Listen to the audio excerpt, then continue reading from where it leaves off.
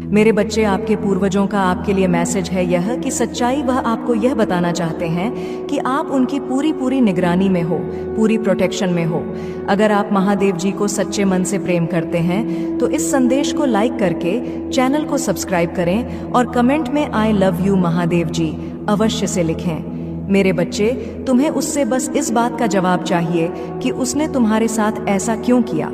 अगर तुम उसे पसंद नहीं थे तो उसने इतना दिखावा क्यों किया तुम्हारे साथ, और अगर उसे तुम्हारे साथ नहीं रहना था तो वह खुशी खुशी चला जाता। तुमने उसे बांध कर नहीं रखा था पर उसने तुम्हें धोखा क्यों दिया। ऐसे ही ना जाने कितने सवाल हैं तुम्हारे मन में मेरे बच्चे, जो तुम उससे पूछना चाहते, क्योंकि यह प्रश्न, यह बातें तुम्हें बहुत परेशान करती हैं। जब भी तुम यह सब सोचते हो तुम्हें एंजाइटी होने लगती है। क्या आखिर क्यों महादेव जी, क्या कमी रह गई? मुझसे क्या गलती थी मेरी, जो उसने मेरे साथ ये सब कुछ किया? मेरी गलती तो बता जाता मुझे पता है उसने तुम्हारे साथ बहुत बुरा किया है। मेरे बच्चे, आज भी तुम्हें उसकी याद आती है, लेकिन तुम उस पर यकीन नहीं कर सकते हो। तुम्हें पता है कि वह कभी तुम्हारा था ही नहीं, और तुम्हारा शक कहीं ना कहीं सही भी है, क्योंकि वह आज भी तुम्हारी ही बुराई करता है दूसरों से। पर वह तुमसे बात भी करना चाहता है, और कहीं ना कहीं तुम भी उसके लिए प्रार्थना करते हो, क्योंकि उसकी ना सही पर उसके साथ बीते वक्त की, उसके साथ उस रिश्ते की भी कदर है तुम्हें, और आज भी तुम्हारे दिल में उस रिश्ते के लिए जगह है, क्योंकि तुम दोनों ने बहुत समय एक दूसरे के साथ बिताया है। बहुत लंबे समय से एक दूसरे को जानते हो, और लोगों की दखल अंदाजी से पहले तुम दोनों एक दूसरे के साथ बहुत खुश थे, बहुत प्यार था।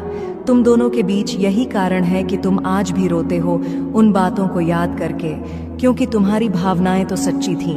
मेरे बच्चे, शायद तभी तुम सोचते हो कि वह यादें, वह सब कुछ झूठ नहीं हो सकता। महादेव जी, तुम्हारे दिल में आज भी होप है कि सब कुछ पहले जैसा हो जाएगा, वह व्यक्ति पहले जैसा हो जाएगा। तुम्हें आज भी लगता है कि तुम दोनों एक दूसरे के लिए बने हो।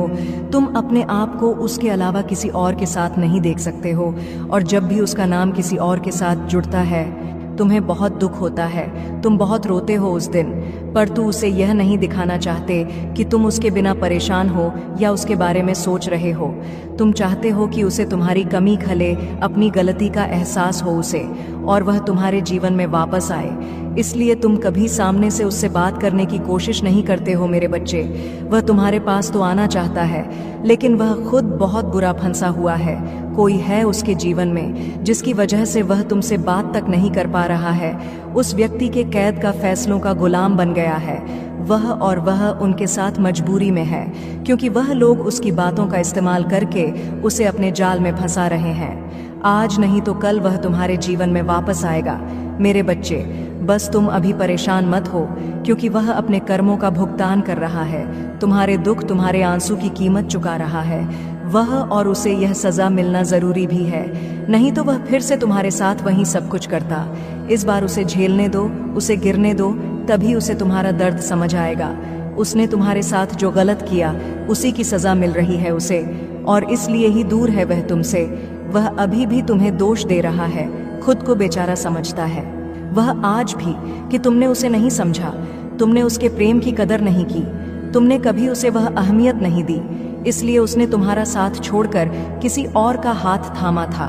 इसमें भी तुम्हारी ही गलती है कि उसने तुम्हें धोखा दिया। जिस दिन वह अपनी गलतियों को अपनाकर तुमसे माफी मांगने के लिए तैयार हो जाएगा, उस दिन उसे तुम्हारे जीवन में वापस ले आऊंगी मैं। इतना यकीन रखना अपनी महादेव जी पर, और उसे अपनी गलती माननी ही पड़ेगी मेरे बच्चे, क्योंकि उसने तुमसे दूर जाने की बहुत कोशिश की है। और चाहे वह कहीं भी हो, किसी के भी साथ हो, तुम्हारे जीवन में क्या चल रहा है, तुम कब किसके साथ हो, क्या कर रहे हो, दूर रहकर भी तुम्हारी हर गतिविधि पर नजर रखता है वह सबको छोड़कर आएगा और कभी नहीं जाएगा मेरे बच्चे। वह तुम्हारे बारे में बहुत सोचता है, पर दिखावा ऐसे करता है जैसे तुम्हारे बिना ना जाने कितना खुश है वह, क्योंकि उसमें आज भी घमंड कूट कूट कर भरा हुआ है। इसलिए उसकी बातों पर रिएक्ट मत किया करो, गुस्सा मत किया करो, क्योंकि वह यही चाहता है। इसलिए बेवकूफ समझकर उसकी हरकतों को इग्नोर किया करो मेरे बच्चे। हर बात का दोष वह तुम्हें दे रहा है, इतना ईगो है उसमें, और जब तक वह कुछ ना बोले तुम सामने से उससे बात करने की कोशिश मत करना, उसके पास मत जाना। आज नहीं तो कल वो तुम्हें तुम्हारे प्रश्नों का उत्तर भी देगा, तुमसे माफी भी मांगेगा, तुम्हारे सामने अपनी भावनाओं को खुलकर व्यक्त करेगा, क्योंकि उसका घमंड टूट रहा है, उसका अहम टूट रहा है। उसे जो लगता है कि वह हमेशा सही होता है, उसने सबके साथ बहुत अच्छा किया है। अब उसकी सच्चाई उसके सामने आ रही है, और धीरे धीरे ही सही, पर उसे अपनी गलतियों का एहसास हो रहा है। उसने तुम्हें जो दुख दिया, उसका एहसास उसे होने लगा है। इसलिए तुम थोड़ा धैर्य और रखना, और जल्दबाजी में उसकी तरफ कोई कदम मत उठाना। इस बार उसके पास मत जाना। उसे दुखी देखकर, उसे रोता देखकर उसे चुप मत कराना। उसे खुद गिरकर उठने दो। एक बार उसे अकेला पड़ने दो। एक बार उसे अकेले अपनी मुसीबतों का सामना करने दो। तभी उसे तुम्हारी अहमियत समझ आएगी। जब उसे तुम्हारी कमी खलेगी, जब वह गिरा होगा और उसे हाथ देने के लिए तुम वहां नहीं होगे, तभी वह ढूंढते हुए तुम्हारे पास आएगा। मेरे बच्चे, उसने कभी तुम्हें अपने लायक नहीं समझा, अपने प्यार के लायक नहीं समझा। वह हमेशा यही सोचता था कि तुमसे ज्यादा अच्छा साथी डिजर्व करता है वह, और यही कारण था कि उसने तुम्हें कभी वह सम्मान नहीं दिया और तुम्हारा साथ छोड़कर किसी और का हाथ थाम लिया। उसने तुम्हें बहुत नज़रअंदाज किया था। मेरे बच्चे, तुमसे बात करना तक बंद कर दिया था और पूरी तरीके से के कर दिया था तुम्हें। पर आने वाले 7 दिनों में उसका दिल इतनी बुरी तरह से टूटने वाला है, ऐसा तमाशा बनने वाला है उसका, जो उसने बुरे से बुरे सपने में भी नहीं सोचा होगा। और उसे रुलाने वाला कोई और नहीं, वही व्यक्ति होगा जिसके लिए उसने तुम्हारा साथ छोड़ दिया था। उसे बहुत बड़ी ठोकर लगने वाली है। अगले 7 दिनों में उसकी जिंदगी तहस नहस हो जाएगी, और तब वह खुद की नज़रों में गिर जाएगा मेरे बच्चे, क्योंकि जिस इंसान को वह अपने लायक समझता था, वही इंसान पूरे समाज के सामने उसकी इज्जत उछालेगा, उसे जलील करेगा। और दूसरी तरफ तुम, जिसे उसने कभी वह सम्मान नहीं दिया, प्रेम नहीं दिया, हमेशा दूसरों के कहने पर तुम पर उंगली उठाई, तुम्हें अपमानित किया, कुछ न मिलने के बाद भी तुमने हमेशा उसका साथ दिया था, और उसने तुम्हारे साथ इतना बड़ा धोखा किया, उसके बाद भी तुमने कभी उसे बदनाम करने की कोशिश नहीं की, उसका नाम खराब नहीं किया। यही निस्वार्थ प्रेम होता है मेरे बच्चे, जो उससे तुम्हारे अलावा कभी किसी ने नहीं किया। अगले 7 दिनों में उसे उसकी असली जगह दिखा दूंगी मैं, कि वह क्या तुम्हें छोड़ेगा। असलियत तो यह है कि वह तुम्हारे लायक कभी था ही नहीं। वह तो तुम्हारा प्रेम था, जो तुमने सड़क से उठाए पत्थर को सर पर रख लिया और उस पत्थर को प्रेम किया, उसकी पूजा की। पर अब वो अपनी सही जगह पहुंच गया मेरे बच्चे। और वह कौन होता है? तुम्हें बोलने वाला कि तुम्हें उससे अच्छा साथी कभी नहीं मिलेगा। तुम जिसका हाथ थाम लो, उसका जीवन बदल दोगे।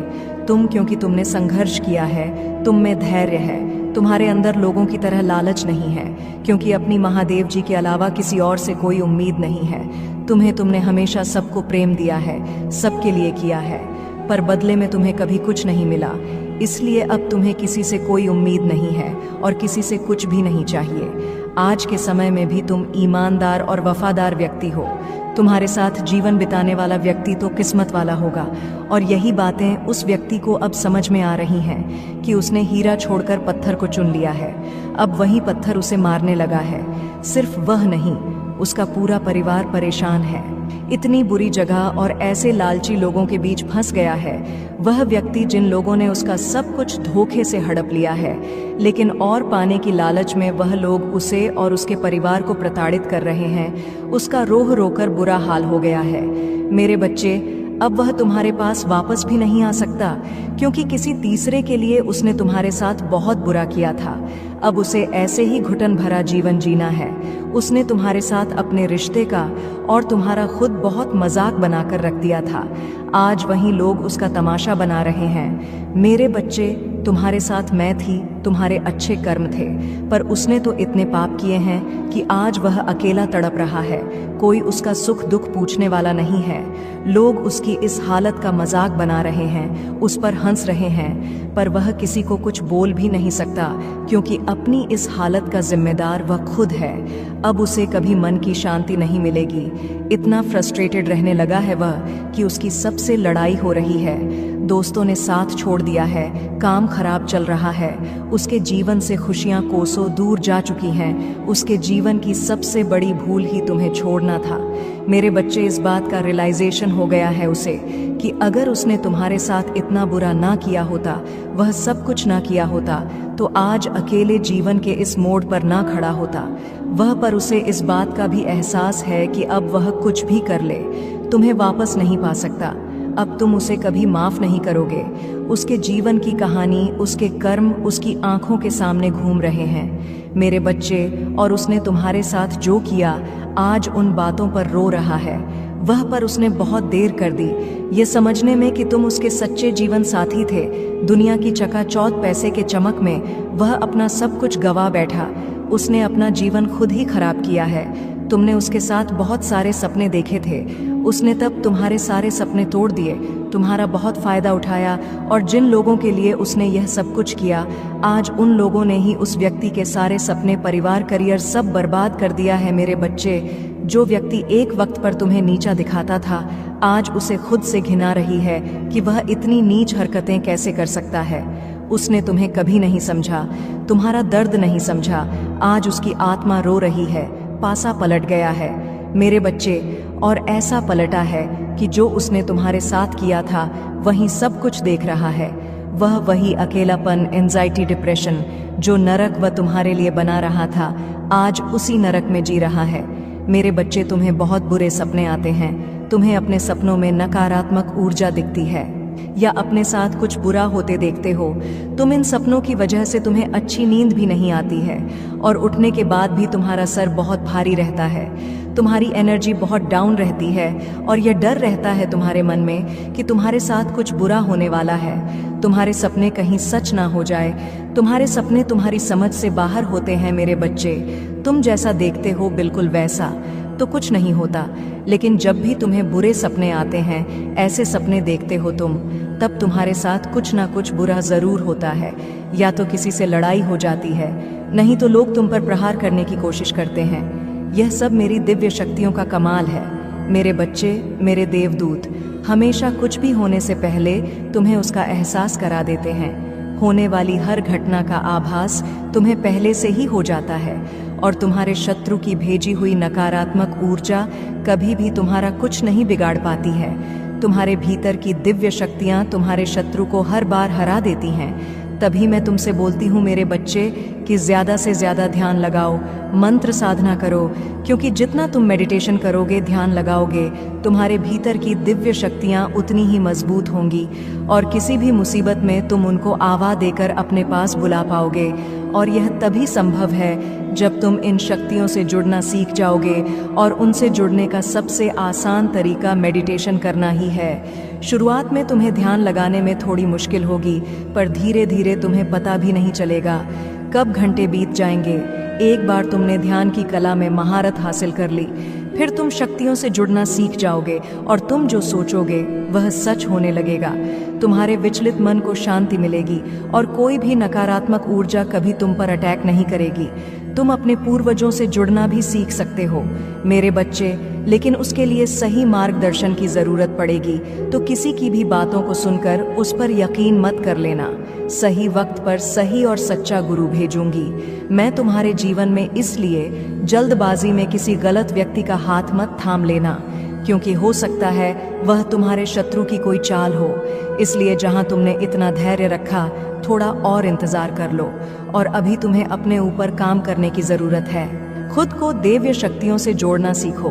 वक्त आने पर तुम्हें बड़ी सिद्धियां प्राप्त होंगी। अगर तुम अपने जीवन में पॉजिटिविटी चाहते हो, तो पॉजिटिव लोगों के साथ रहना सीखो, क्योंकि तुम्हारी इसी पॉजिटिविटी को तुम्हारी दिव्य शक्तियों को ही छीनना चाहते हैं। लोग तुमसे, तुम्हारे मन में पूरा विश्वास रहता है कि अगर मैं कोई काम करूंगा, कोई परीक्षा देने जा रहा हूँ, उसमें मुझे सफलता जरूर मिलेगी। मेरा रिश्ता बहुत अच्छा है, मुझे अच्छे काम मिल रहे हैं, करियर में ग्रोथ है, मैं जो भी शुरू करता हूँ उसमें मुझे सफलता जरूर मिलती है। लेकिन अचानक ही तुम्हारे शत्रु ऐसी चाल चलते हैं कि एक पल में अपने जीवन के हर क्षेत्र में हार मिलने लगती है।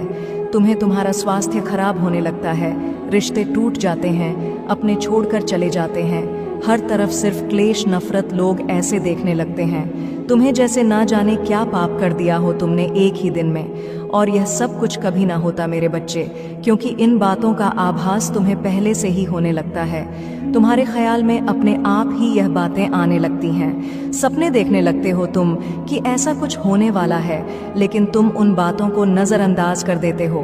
तुम्हें भी पता है कि तुम्हारे पूर्वज तुम्हें इशारा देते हैं। दिव्य शक्तियाँ तुम्हें किसी न किसी रूप में पहले ही सावधान करती हैं, लेकिन फिर भी तुम उन बातों को सही से समझ नहीं पाते हो, क्योंकि तुमने उनसे जुड़ना नहीं सीखा है, तुमने अपने मन को शांत करना नहीं सीखा है, और इस अशांत मन के साथ तो तुम इंसानों की बातें नहीं समझ पाओगे।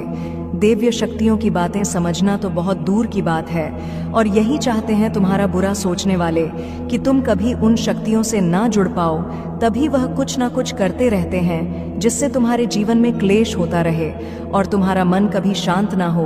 तुम्हारे अंदर तो बहुत पॉजिटिव एनर्जी है, पर आसपास इतने नेगेटिव लोग हैं जो कभी सकारात्मक बोलते नहीं हैं, कभी पॉजिटिव नहीं सोचते वह लोग, और इसी पॉजिटिव नेगेटिव के कॉम्बिनेशन की वजह से तुम्हारे जीवन में तूफान आता है।